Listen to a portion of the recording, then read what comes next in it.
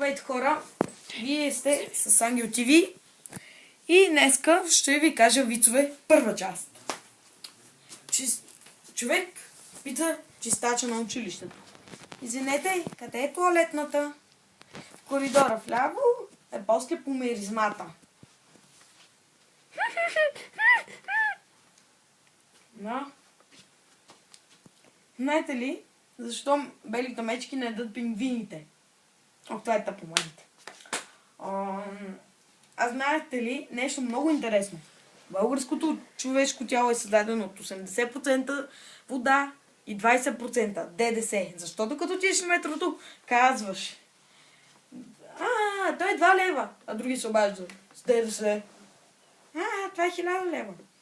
С голямо ДДС. Също е навсякъде.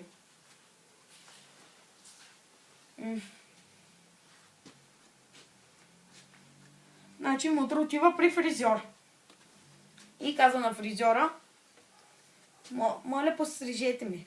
И нали то мутрото слушалки и фризьорката му казва: моля, свалете си слушалките.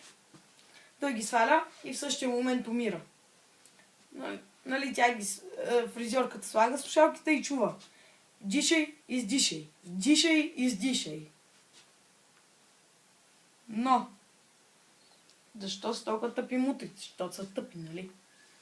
Добре, това беше вицове първа част с Ангел.